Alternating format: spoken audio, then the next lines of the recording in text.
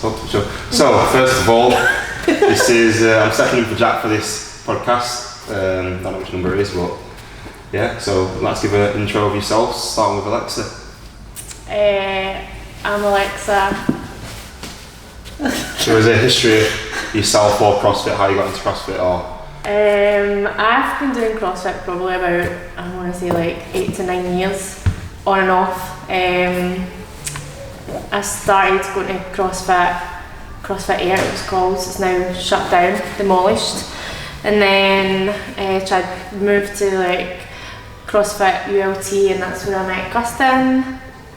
And I've just never looked back. CrossFit's like been part of my life since I started.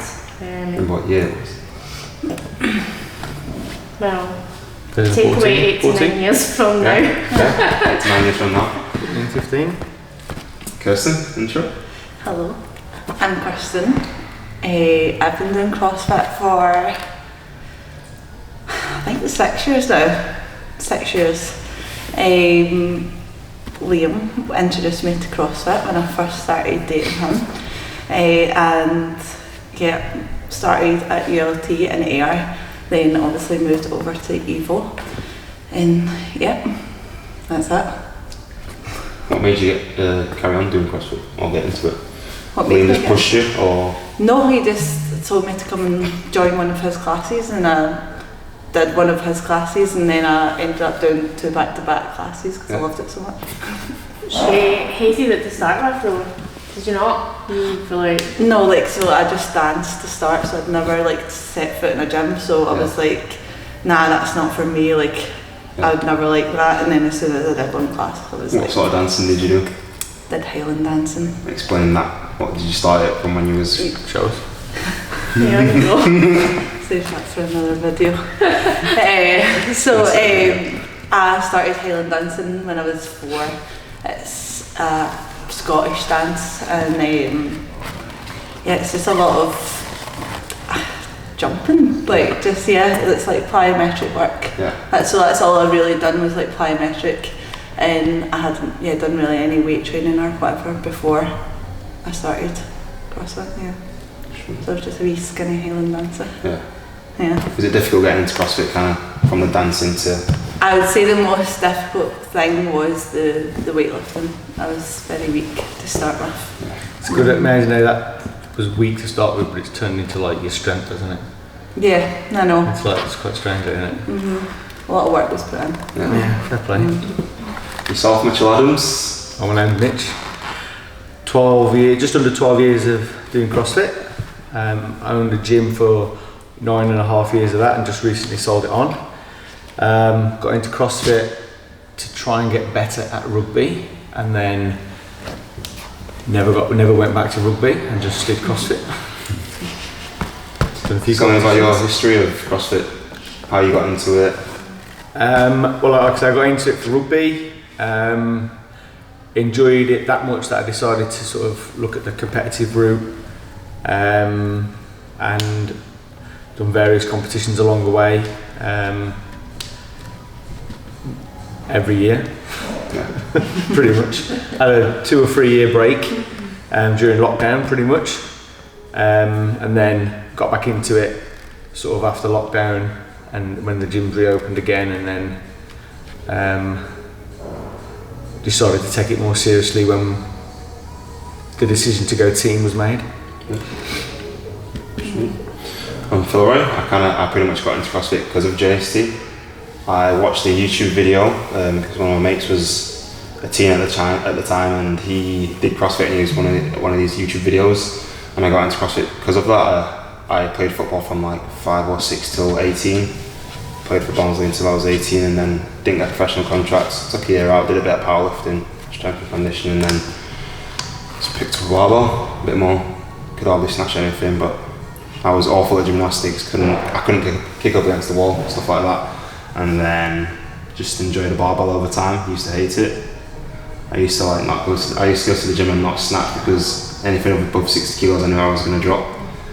And yeah, I've been doing CrossFit since 2018 now, so 5 years, just over 5 years now. And then yeah, looking forward to this team getting together. I find it crazy, like particularly Kirsten and Phil have been in CrossFit like less than half the time I've been doing it, and like the level that you're at is like it's mad, really.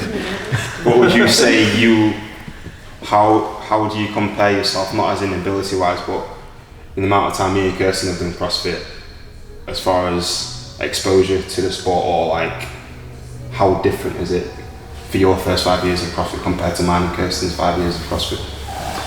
I think like whereas like in 2013, 14, 15 the athletes were very, very, very fit, it was still quite new and you could get away with certain weaknesses a little bit more, and you could almost be competitive early on, whereas if you got into it sort of 2017, 2018, it's very unlikely that in your first season or your second season you're going to go and compete at a high level. You're almost coming in and you're getting whooped straight away, so you are pretty much starting from the bottom when you get into it in the last 5 years.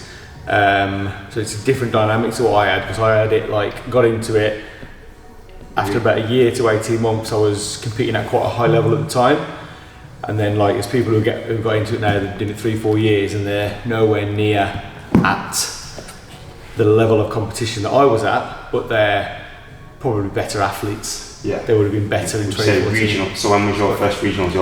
So level of competing, you're saying regionals, right? Yeah. When was your first year at regionals? How many years into CrossFit? 2014, so 2 years in. Yeah, 2 years into CrossFit.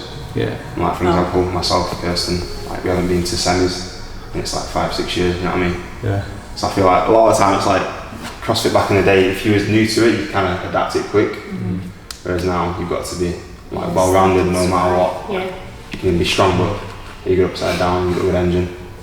Whereas I feel like in your area you could be fit, like you said, and really push the barrier. Like people were putting up like what snatches were people putting up back then? Well, guys and girls. Still guys were like hitting the 120s and stuff. Yeah. But I didn't come last with like a 90 kilo snatch. I didn't come last with that. Yeah. So the like, ladies are snatching that. calm down. This is like It's great, you know what I mean? Yeah. But I think like if you look at some of the workouts back in 2014, like there will be athletes who are at a decent level who will still struggle to beat some of the times in certain areas. Like, it is a thing. A lot of people will still beat them, but there will still be people who are at the level who don't quite beat some of the times that were being knocked around in 2014 on certain workouts. So it was still at a level like. Moving on to the next one. So the history of, so for instance, you two known each other for this team to form, and then us two knew each other kind of a bit, but not too much. We probably, before we even probably trained together properly, we probably met each other twice. So the history before forming this team, so we're pushing for a team for this season.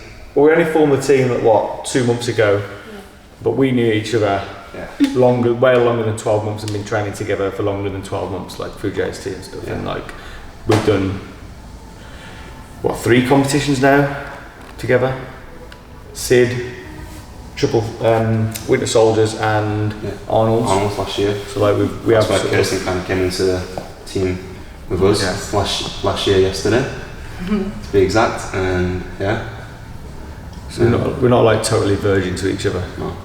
I'm the newbie. Yeah, Alex is the newbie to the squad. I'm the newbie. So we had at Arnold's last year, we had Jen in the team, and then Kirsten. There's no way I'm replacing Jen. No, we didn't. Jen wasn't considered. So Alexa, how long have you known? So you kind of trained together a lot? Yeah, so obviously I met Alexa when I first went to like CrossFit. Alexa, you were in America at the time. I was in America, yeah. So I actually didn't really know Alexa the first year I was into CrossFit, but I wasn't really taking it serious. Like I was just doing classes or like just doing a little bit extra because I was still dancing at the point, like just doing a little bit for fitness. And then when Alexa moved back from America, that's when we started like training together a few times, and like we got Pally as well. And it just kind of grew from there. Yeah, and then it wasn't until like We did you our first moved competition. here pretty much as well, though. Like, We did our first competition though, like we went to Glacier Games and we did our first competition together. we won. And we When won was that? every workout. When was that? What year? Do you remember? I can't remember. That was 2018, maybe. I can't remember. It must have been 2018. Yeah, Yeah. because 19 would have been It lockdown. was Yeah, 2018. it was 2020 lockdown. Yeah. Yeah, so that was like our first experience competing together, which was fun, and I think that kind of sparked the Yeah. light for, or what's it say? Sparked the, Spots of light. is that? Yeah. Did I get it right? Okay. And I think we found out that we kind of worked well with each other. Yeah, I think the good thing about me and Alexa, the thing that works well is we like have each other's back and like strengths and weaknesses. So like what Alexa is really strong at is my kind of weaker area, and what I'm really strong at is Alexa's weaker area. So, and then we just come together and it's like, That's similar to me and you, ain't it, really? Yeah. mm, So I feel like from the outside, people probably think, oh, that's not going to work well. Like that person's beating you all the time. That person you're always losing. But what do you think in that kind of regards? In terms of like being different athletes. So yeah, so like might annoy you that I'm beating you and stuff, but you might annoy me that in workouts. I don't think it annoys me at all. I think it's just like, I mean, like, pushes you. Because he's not we push, competitive yeah. at all. With you, with us, it's like we're not going to be like, oh, he's going to beat me. It's like more it's good, motivation it's good be to like, know that like where I might struggle, I can kind of lean on you and vice versa. Like it's like Florian's got that Yeah. ish. Yeah, sometimes. I feel like it pushes you to be like, okay, this is the team. Like we all want to be on par with each other. Yeah. Instead of being like, oh, that person's like way up there, you'd be like, okay, I want to get closer to where they are, and you can also help them up in your strength and aspects. Like you struggle with the sandbag, I'm pretty bad at handstand push-ups, but it kind of works well with each other. Like a handstand push-up session, I'll look at Mitchie, he's done 100 reps in one session today. I'll probably do that many strict in a week, and he'll be fine the next day. I feel like it works hand in hand. In some environments it can be bad because people are like, oh, that person's so good. But I feel it takes a bit of maturity to be like, okay, if you want to be at that level, just like take the positives from it. Like they're there in that way, like you need to Definitely. want to get towards that. Possibly beat them one day. You never know. If you beat me at a strict handstand push-up workout, unless like it buys him with like a 120 snatch, like 100 handstand push-ups, but the buy-in is at 120 snatch. Like I think I've got him. 5 hour time. Yeah. Yeah. What are your thoughts on team over individual? What do you feel like? Is there any comparison? What do you think? Just general thoughts. Me. What do I think? Anyone's team before, innit? Have you gone team before? Not for the open season. Okay. I've done lots of team. I've done actually countless amount of team events. Like when I think about it, pairs, 3s, 4s, 12s. Done quite a lot. But I've never gone team for the open season. So this is my sort of first venture for that. And I think like because I was individual for so long, I just want that different dynamic of focus, and there's things that come with team that don't come with individual, and there's things that come with individual but I feel like are exaggerated and heightened with going team. We can sort of talk about that in a bit as well, but yeah, I'm just looking forward to the different dynamics going in a team will bring to my training season. Right. What do you think, Alexa? What's your like? What gets you excited about team, and why do you want to be here today? I'm here to take the cut. So I love the team aspects of competing. It's just gave me a whole like new goal, and for this season I get to do it with like one of my best friends, and now I've met I've met you guys through it. Oh, you're best friends too. I've met you guys through it. I've met other people through team stuff. Like it just opens up a lot of areas, and like you say, you push off of each another. You strive to get better in every training session. I've not pushed this hard in training for a long time, so it's good to see the benefits. I'm enjoying my training again and feeling healthy and ready to crush the season with the team. You've done the team before. Would you like to explain? We've done previous teams. Yeah, 2020. 2020. We had, it was me and Alexa and two boys from East Kilbride base. 2020? 2021. 2021, I think. Was it? Can't even remember, but anyway, we loved it. It was absolutely brilliant. Yeah. It was just, again, just saying what Alexa was saying, we were all pushing each other, like mad training sessions, like, and we got to the semi-finals, but We qualified. Qualified. Yeah.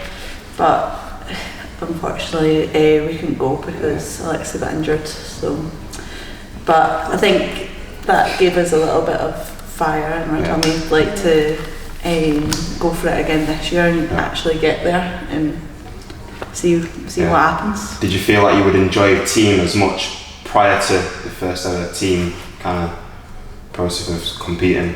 Like when you was individual, you kind of like always like, oh, individuals or nothing kind of way. I'm not sure. I feel less pressure individual. I take that back. I felt that as if going team, I would feel more pressure, so I wouldn't enjoy it as much. Yeah. But the pressure's there, obviously, because you want to do your best for the team and not let them down. But it's not as unenjoyable as I imagined. I enjoy it I think when you're on the competition floor, like individually, all that weight is just on you there. Yeah. Whereas on the competition floor in a team, it's almost shared a little bit. Yeah. I think there's definitely elements where in training and the build up to competition where you might feel more pressure through being on a team than individual, because you've got other people sort of wanting you to finish whatever you're on. Yeah. You know what I mean? It's like if you're on your own, it's like you just dive to the foot off the gas a little bit and sort of not give 100%. It's almost like, well, I've kind of had a little. It's only my own pressure, but like you've got three other people that are like, come on. It's like there is that external pressure to sort of hit the lift, go faster on the bike, whatever. And I think like the last few training sessions we've done, like there's been a few situations where it's like almost relying on someone, waiting for someone to finish, and you can sometimes feel that pressure in training, but I think it's a good pressure. Yeah. I think it's a pressure that's going to help develop and be positive and not be a negative kind of pressure, and a pressure that's going to help us grow as individuals. I think. I feel like competing as well in the team, obviously individually, if you do well, it's good, but for instance, if you come first or win a team competition, you've got more people around you to enjoy it with. Yeah. Like myself, I've never really done that well in individual comps, like until like the last year. Like I'd always be just taking part in comps, but like when we first, like at Arnold's was the first time I ever stepped on top of a first place podium, and being around three other people as well as their families being able to cheer each other on, you kind of enjoyed it more. Like you wasn't going home being like, okay, I've finished this comp now. Like, no, this is it. You I think if you win a comp individually, you're still buzzing. Say again? I think if you win a comp individually, you're still buzzing. Yeah, but I had never that. experienced that. So that first time with the team, I feel like it was more enjoyable because going into the next comp, I'm like, okay, we can do like similar things, and I feel like for instance, Ragnarok steps on the podium, their kind of first ever comp individual, but in a team I enjoyed it more. I feel like probably because I played football all my life, which is a team sport up until 18. When you win a match, everyone's in the change room, like music's blazing, you're going crazy in a way, and you kind of enjoy. Like, it's like being in school in a way. Once you do win, or even if something doesn't, like the other end, when something doesn't go well, you can kind of be in the dumpster sometimes. Like if you're in individual sport, depending on who's around you, there's no one really to kind of cheer you up, to lift you up, and you're the lowest point. And I feel like that's worked well with us here for instance, we're like the first week we all kind of went, oh, we need to go away and we're not going to batter ourselves at every training session.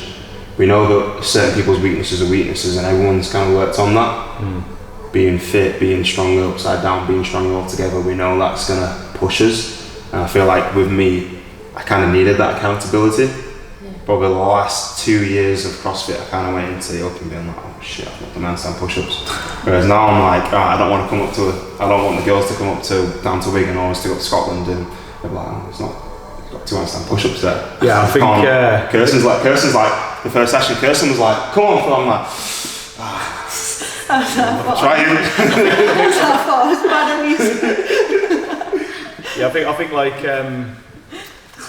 part of getting together as a team is fun and enjoyable, but then it's like the team will want to see what have you worked on next time we meet. And I think that's what I'm always thinking of. I'm thinking like, what can I show to the team when I see them next that I've improved on or I've really tried to work on. Going back to the competition as well. The different types of enjoyment that you get, I think individually, like if you do that workout or event and you know in your head that went as well as possible, for example, maybe an event win, or you smashed the training time by loads and everything went really well, there's a lot of enjoyment where it's like, that was 100% me and my execution, and there's a real self-pride and fulfillment from doing that. But then like the team environment, like that Statch event at Arnold's, like we're working with Phil Roy, I don't know, you had it with Jen, all 4 of us PB'd. Well, I'm claiming a PB because it's the heaviest I snatched without straps. In 2020. Since 2020. Since 2019. That was 2022, so it's like you got something out of me. Yeah. That like I was barely hitting at my peak in 2019, and it was like that energy. It was almost like you were fucking fueling me. Yeah. And like seeing like the girls, like you was snatching, like no. Yeah. That was it. Seeing the girls banging their lifts, and it sorted out, Mitchell. And I was like, I'm standing up this bar no matter what. Like if it pins me down, I'm standing up, because I'm like, if I stand up and someone's behind me and I miss it, I'm like, and they're gonna be like, oh shit. Whereas individually, it's like it's difficult to get that buzz. Yeah. And like individually, like you're almost looking at your competition, and it's like it's probably negative to do that. But when we could have seen each other banging at them lifts, like it was almost irrelevant what other teams are doing. Like we were getting, so I'm gonna have to get that. Yeah. we were getting the fuel from each other that you wouldn't really get as an individual, or very difficult to get as an individual. Yeah, and I'd say before that as well, we probably didn't speak to each other in the build up to that. Well, I only met Kirsten and Jen the day before. Yeah. Oh yeah. So Jen turned up late. I'm not saying what can Jen in hand. She had a can of fitty. And I think in the warm, I didn't really speak to her in the warm up, but I failed 150 in the warm up. Oh yeah, I failed 60 in the warm up. I was like, oh no. I didn't warm up. Yeah. Mitch's good always doesn't warm up, but that's getting better. It is. As It is. But I think like the team for me, it's like the process of getting to the competition is equally important as the competition for me. Whereas like the mindset individually and previously, other people as well, individuals might have a different mindset now, but like it was all about those sort of 3 days in Berlin or Copenhagen and Madrid or wherever it was. Like I didn't really think about enjoying the process, and that was where 99% of my life was. Getting to there for that cherry on the top, and it was like, if I'm not enjoying that or putting a lot of constructive thought into enjoying that, it's almost like years went by. Hang on a minute, I've been inside 4 walls doing this for 7-8 years now. It's like, have I really took the time to enjoy what I'm doing? And it's like now I'm really trying to think about that, and I think the enjoyment and trying to prioritize that is going to give me a different flavour to perhaps push me further than what individual push me if I'm enjoying it. And when you look back on it, it's like those are probably the best CrossFitting years of my career, like going team, because of that enjoyment factor. And I think for me that's a massive part of it, especially at 32. Like I've got other stuff I want to be doing, but like I'm putting that like on the back burner so I can enjoy this time now and give it one more hurrah. I feel like the first time we came up, I feel like you improved a lot just because you was more committed. Like you was like, you're probably not hit a 60 kilo snatch for a while because you shoulder all these other things, and you're like standing up weights and I'm just like, smash what's on the ball there? Gymnastics stuff, like as a whole, everyone's since the start has been so much more committed, and that's just improved us, not even certain numbers, because you're more committed to each other. I think knowing like the full team's committed as well like helps with training.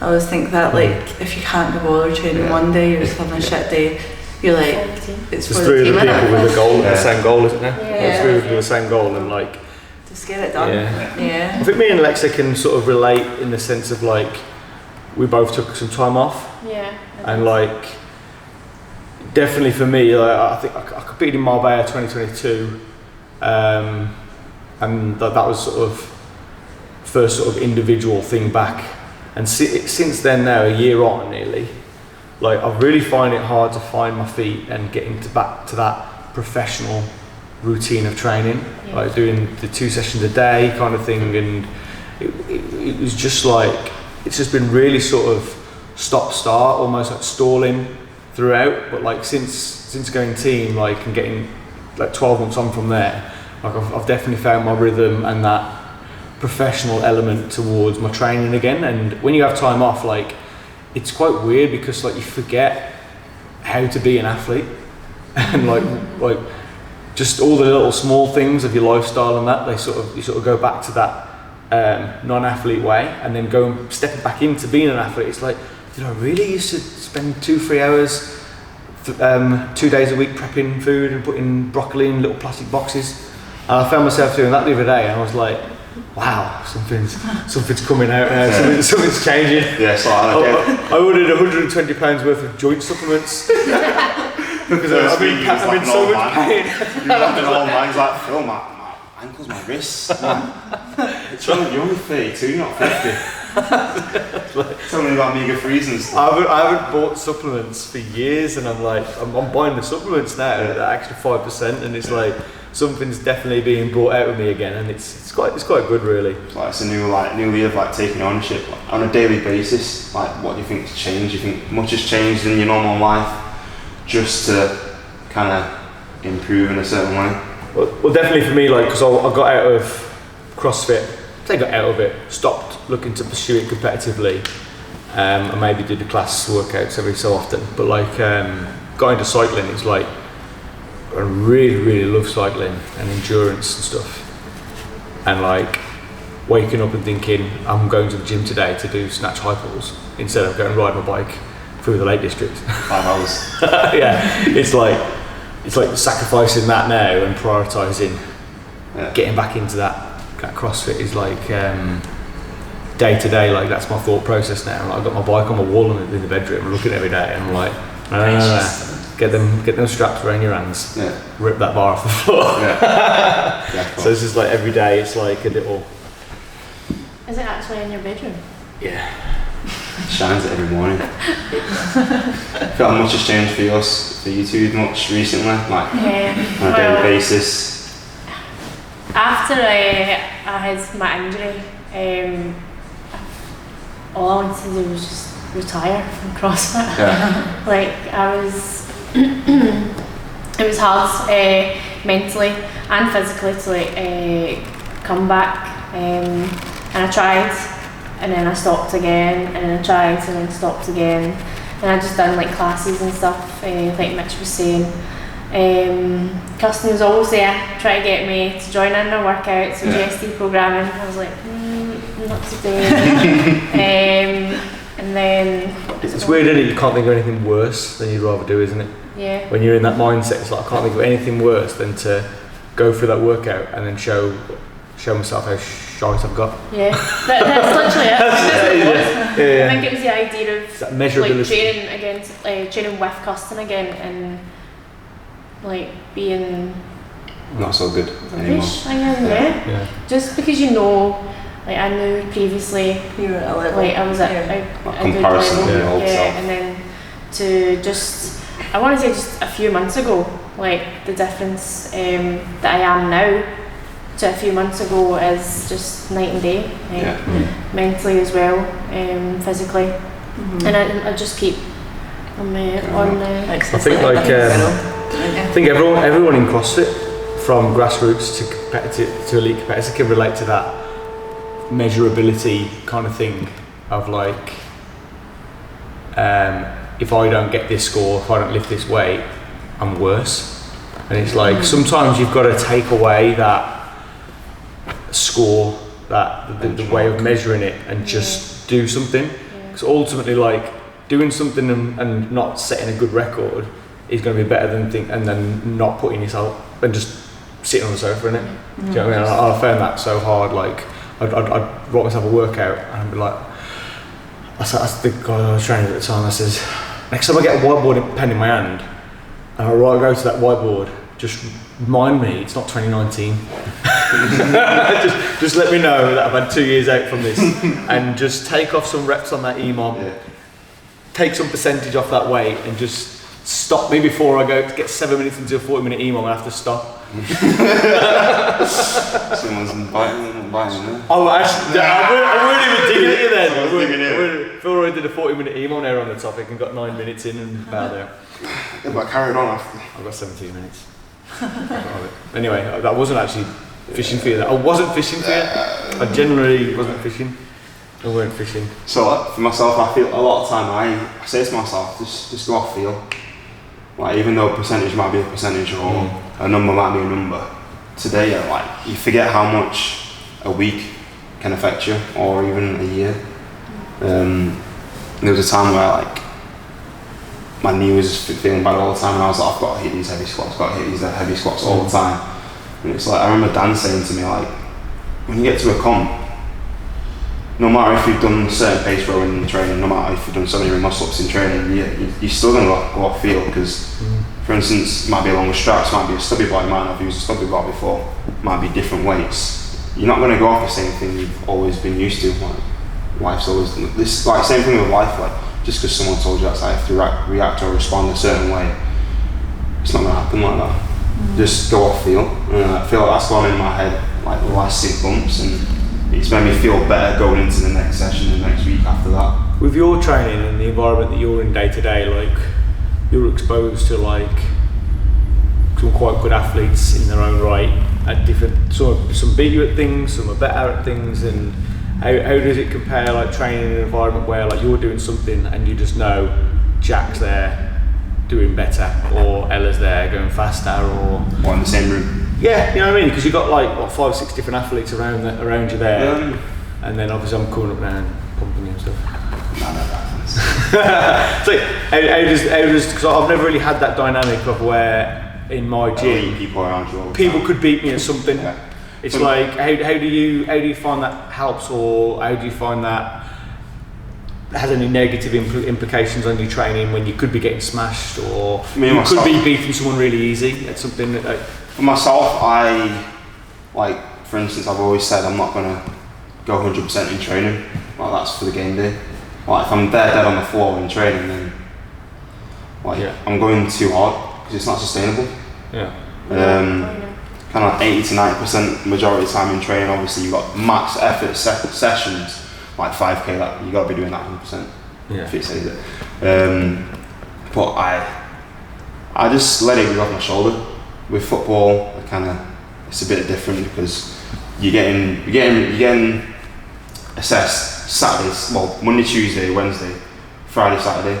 Saturday's the most important. It's like a test every Saturday. So I was used to that, and then coming into CrossFit, I'm like, if this person beats me, so what? Comes to a comp, and they're not beating me, obviously, might be cutting a few reps, but for me, people cutting reps, I'm like, you can cut reps, but then you get to a competition floor, I'm not bothered.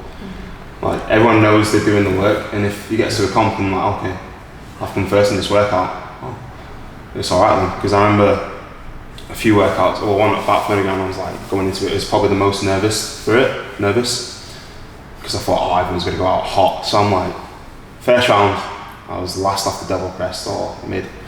Then I got off the toaster bar, kind of mid pack, and then towards the end I was like, oh shit, like, I'm quite far ahead. So it kind of goes on in training. If someone's ahead of you or beating you all the time, it doesn't matter. Like, just go at your pace. Obviously, certain workouts you might get teased into going a bit faster, but it's all learning curve in it, a learning process. And I feel like for me it's better. I've always been around kind of good people, as in ability level. I kind of thrive off that. If people want to end their life on the floor throwing up after training, they can do that. It doesn't bother me. Sometimes you've got to go there, don't you? Yeah, but then you might not go there on comp day. I feel like some people can do that in training, but then you find a lot of people that can't do it on comp day. Yeah, I think there's definitely good gym athletes and then people who have typically underperformed at comp day for various reasons. But like there is definitely that kind of athlete out there. I won't do no names. I just see them through the years. Like, I see them training, I'm like, you're a weapon, and then like they get pumped at competition. Yeah. Like, they're underachievers. Not underachievers. Wrong way to describe them. It's like certain things I think to do with mentality didn't allow them to hit their potential at a competition. And I think it was just that competition setting that didn't bring out the best in them, but no pressure of being in your own gym. That's the difference between a gym goer and a competitor, isn't it? Who can make it count on game day with those extra pressures and whatever. How do you feel, for instance, you're kind of, me and Mitch are like never in a gym as much as you two. Obviously in the past he was, so you're like, you've got a good gym where there's loads of people coming in. Like, how would you say that sets you up for your training? How do you feel like it affects you? Does it affect you? Is it positive, negative in certain ways? When we train, quite a lot of the time it is just us, because the time of day we are training.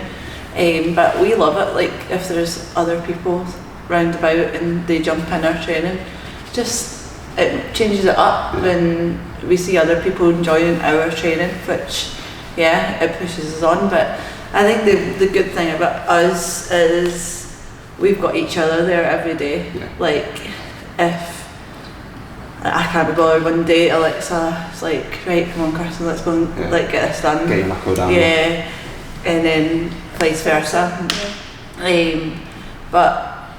And then we always try and train together, but if not, we do try and get it in ourselves if we can't train together too. But it's never as enjoyable just yourself. We never push as hard as just yourself. When Alexa's there, I always push that a little bit harder, definitely. Yeah. How do you feel, for instance, you probably have trained most on your own. You've trained on your own most of the time for a long period of time.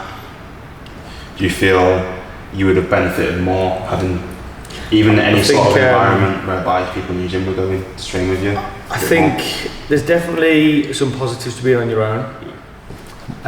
When you're extremely motivated, a lot of the time other people can actually have a negative impact on that. Like if you've got to bring someone else up and you're highly motivated, that's then you're better off on your own. Yeah.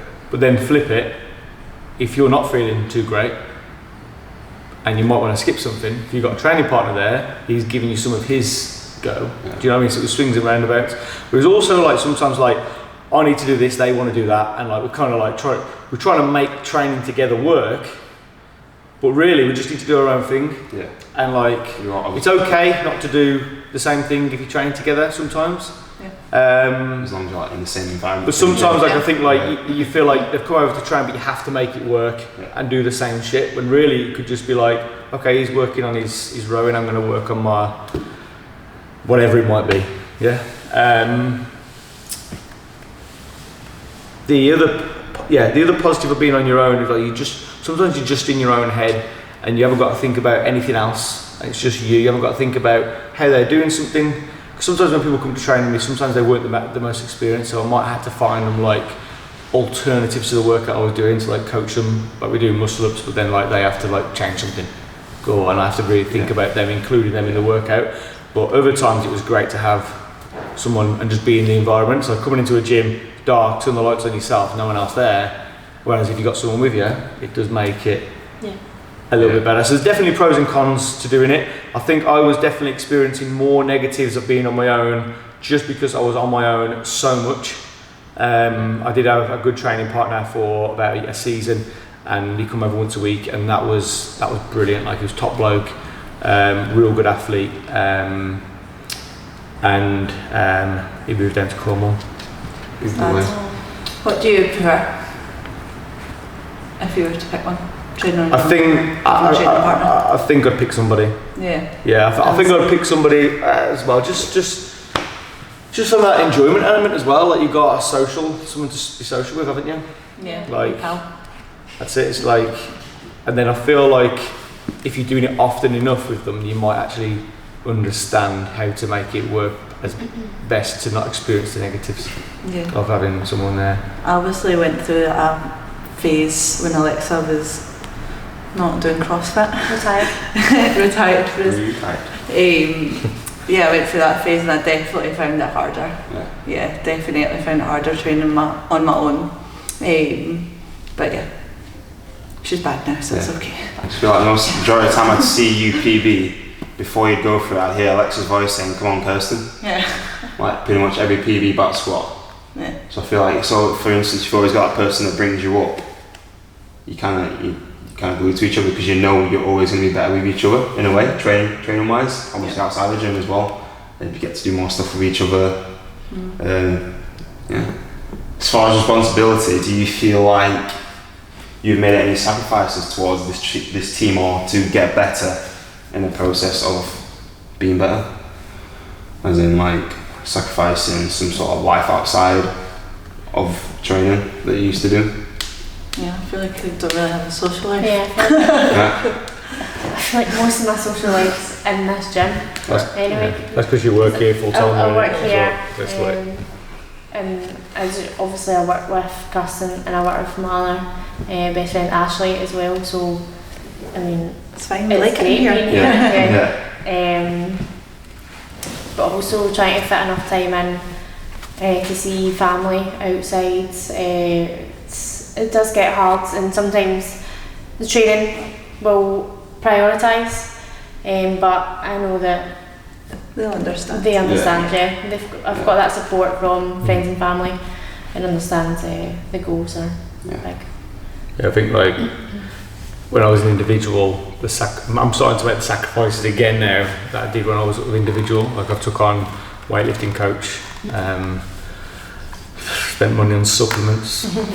I've put my hobbies to one side, kind of thing. Not cycling 5 days a week. Not cycling 5 days a week, you're not running up mountains and stuff. So, like, putting those things that I really, really love to one side, because they can wait. Like, they can be, like, that's like, there's a lot of longevity in those things that I like, and there's a few things on my bucket list that I want to get done on it, but like, that can be in 10 years, 15 years, like, we're not doing this forever, so we can. It's a lot of we've got a life after this. It's not like it's something that I need to do when I'm young. I can do that ultra endurance stuff when I'm older. He says.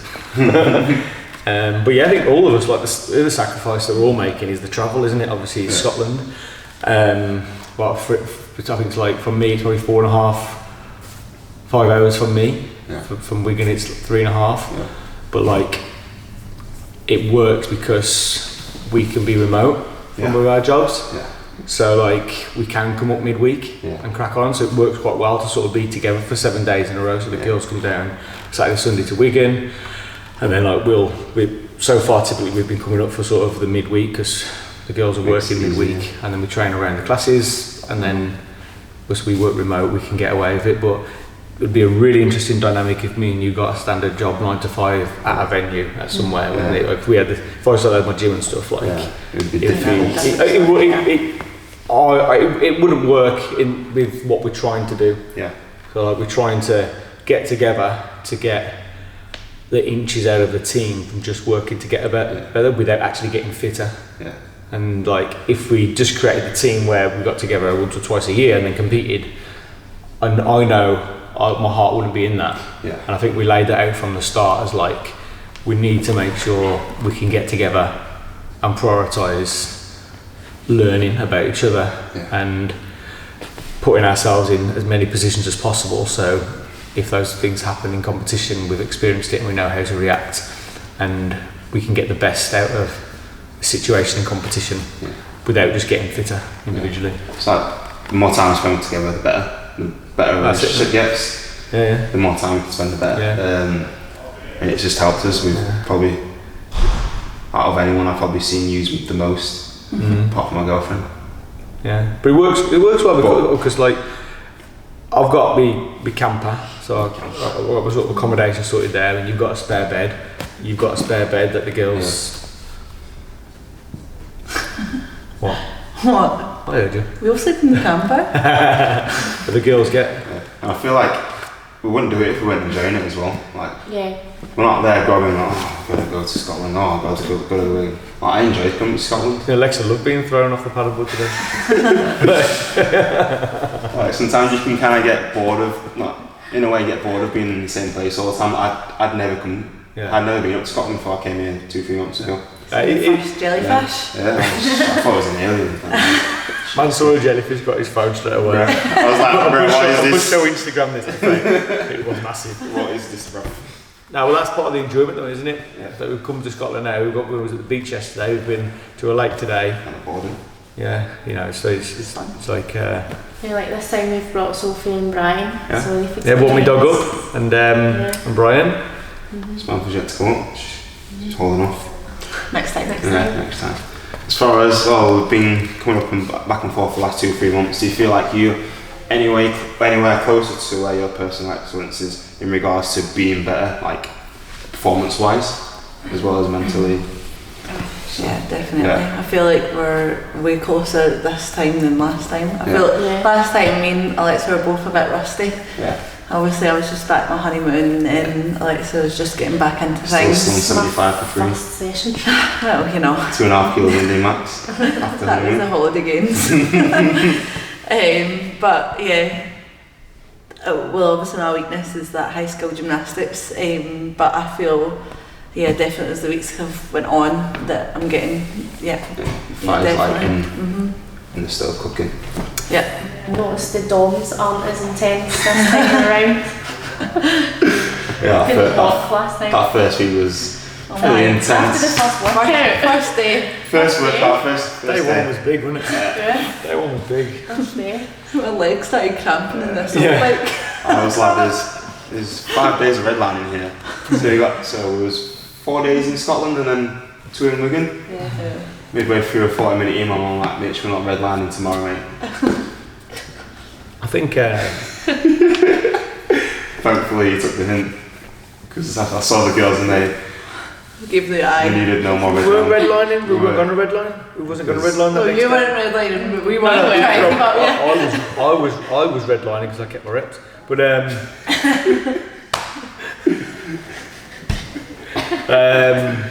So you're 6 seconds to do 20 and miles. the next day was always planned to be skill. I haven't programmed redline every day. But we did. We didn't redline every day. We did. We didn't.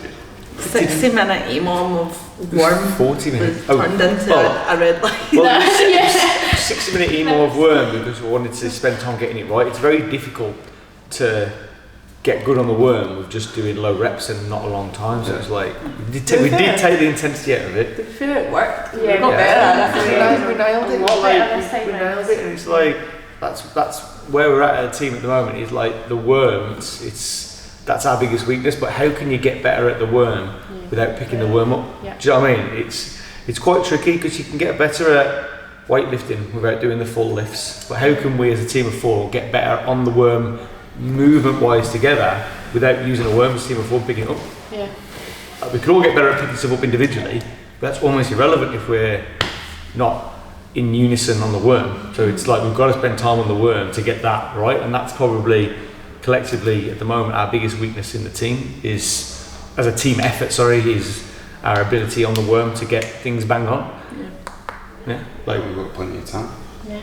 and that's But it's already like but like. The difference from week 1 to like here. But it's important that we have that failure as a team on the worm, because if it does break down the competition, we've experienced it in training, so we know how to respond better to it and correct any breakdowns that might happen.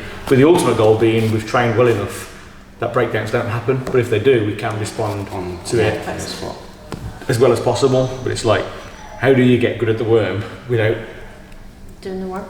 But the other thing as well is it's not like we can do it little and often because we're not all together every day training. It's like we're here for 7 days. It's like a lot of them have to be worm days. Yeah.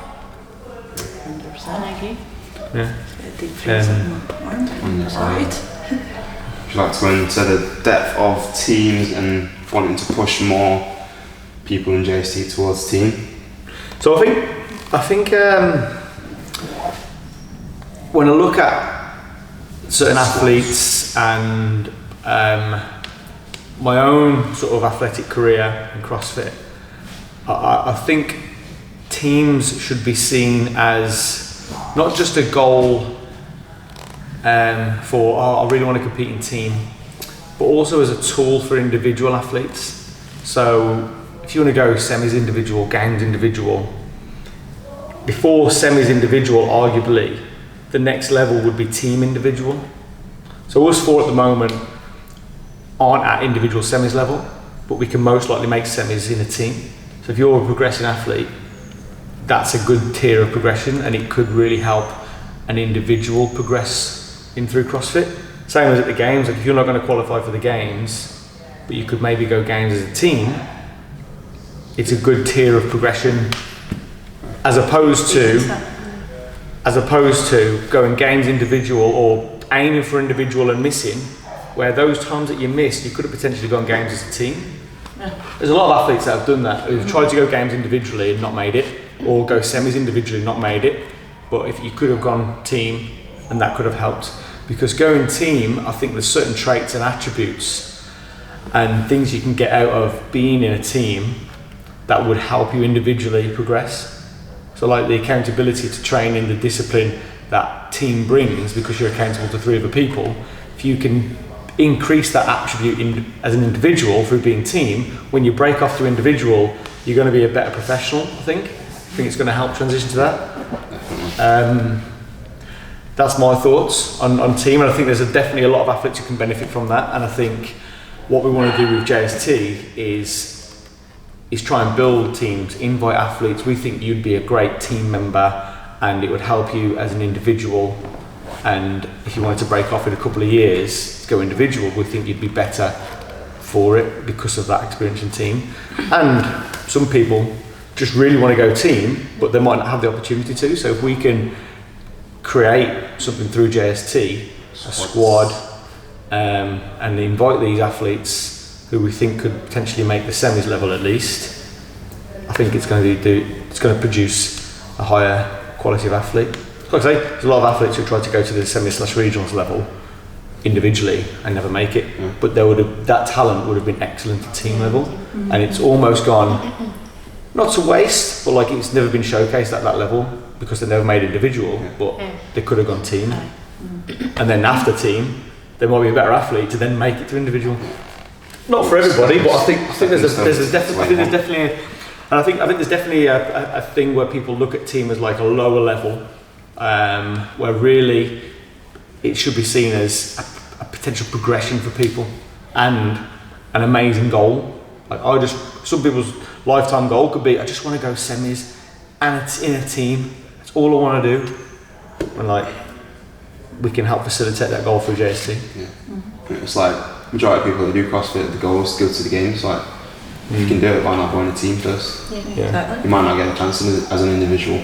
Chances are Not higher. many people do. Yeah. But if you have a group of people, it's even better. Yeah, but it's like I think you've got to step back and look at yourself as an individual and be like, when you're in CrossFit 2 years, am I that person who's going to the games in no time, or am I a David Shrunky who's took 10 years to get there individually? It's like you got to look at where you're at. I think like some people break through so quick, but then some people have took like 10 years, and not everyone's got that longevity in them to stick it out for 10 years. It's like 6 years in, like, fucking hell, I've had enough of this, bang my head against this wall to not make it again. And you just stop. Yeah. Whereas 3 years, 2 years, we could have been in a team, enjoying it, developing, break away, bang, and it's just a different approach that I don't think people consider. It might be worth people thinking about it and looking at how it could actually benefit them individually as well as.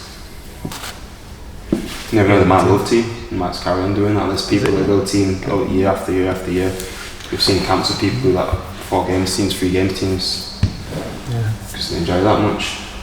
It's like if you break off individually in 2 years, Phil Roy, your handstand push-ups are going to be better, aren't they? Yeah, they already are. Well, you're like, if you was individual still, your handstand push-ups wouldn't be where they are now. Not a chance. They've doubled. Yeah. Do you know what I mean? I think that's because of the team setting. I feel like, you know, as far as being able to see that, for instance, we kind of never knew about what the abilities were up in Scotland if it wasn't for regionals. I think putting scores in, like even like every time in regionals, I see the Scotland team and I'm like, we need to get, like, it's the first time Steve went up there and was like, you PB hang snatch 80 kilos? Yeah. That's the first time we heard of Jen as well, 80? like as JST, and without people putting in scores. Last year. The one in the first 2021. When you retired or before you retired? It's before you retired. Oh well, and at one of the start and stop stages. Yeah, it was we the just first started region, up so I don't and think you then- did it. Okay. Good to go. Yeah. Like, we were Just checking they're still here. we wouldn't know about the ability of athletes unless they put scores in. Where Yeah. there's been like people on and off putting whiteboard workout scores in, but at I also regionals, think the regionals have like pushed us even more. yeah, Like If you- pushed us to the next level. Because we were seeing everyone else's score and we're like, Yeah. oh, we've got to keep that yeah. going. It's like you get onto the bar, like I know someone else. You probably think I know another girl's going to snatch 70. I Yeah. know another girl's going to snatch 70 or clean and jerk Yeah. 90. But like as JST coaches now and JST leaders, it's like we can look at these regionals that we've created and be like, they don't necessarily know each other, but they're only 40 minutes down the road. Maybe they could generate a team and like invite them to train together and see how it goes, and then all of a sudden you've created 4 athletes who might not have made the semis level individually, or who weren't going to, but then they go in as a team, and it's like Builds confidence up as well. yeah. I've got a question for you. Now that I've walked in and you may have answered it. If you don't qualify for the CrossFit Games next year, are you going to try again as a team? Well, the goal to qualify for the CrossFit Games, like, it's very ambitious, and saying the goal like is very easy to say, but like getting there is a massive task, and it's like it's probably the longest shot I'm going to say that I've sort of suggested to do. Like it's a very long shot. It's like nowhere near like, yeah, we've got a great chance. It's like it is a long shot, and there's definitely a chance there. Hypothetical situation, you get there, and how many teams qualify? Is it 11? 10 or 11 last year, wasn't it? I think it also that might change every year depending on the standard of the region. I think but 11 teams qualify, you come 12. How are you going to take it? That just relights the fire, I'm sure. That just Obviously, reignites. at the time, if don't know, man. looking into the future, it'll sting you. It's like it'll sting you, but then you're going to be like, okay, Another year's training. we were 1 point away from qualifying. Like, Have you ever played FIFA and someone scores in the last second and then you smash your controller? well, hopefully you don't do that with yourself. Nah, But I think it's all. I I think we've got to get through what 9 months left of training yet together before that, and it's like it'll be a decision based on how that 9 months go versus the result as well, isn't it? Yeah. But I did say to Jack, I said like it could easily turn into a 2-year, 3-year deal, like to do it. It's like year 1. If made a year 1, it's like, well, I was fucking well done, but like it's like yeah, it's The biggest thing from an outsider's perspective is the way you all have bonded so well, such a short space of time.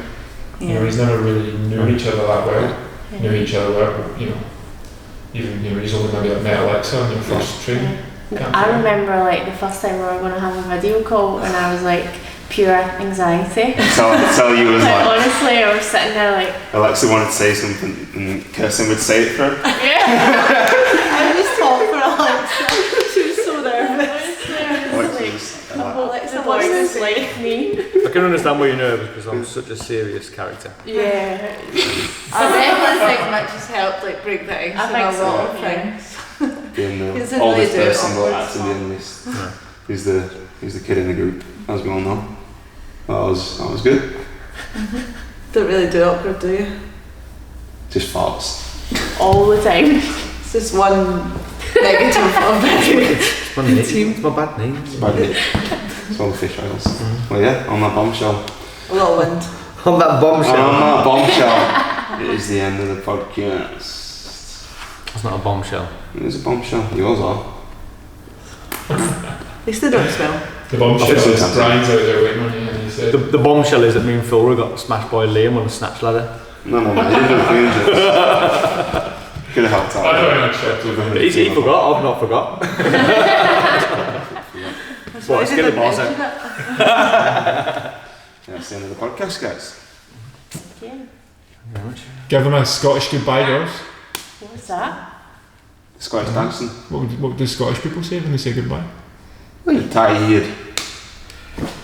Tied. Yeah, tired. Tied. See you later. See you later. Boom.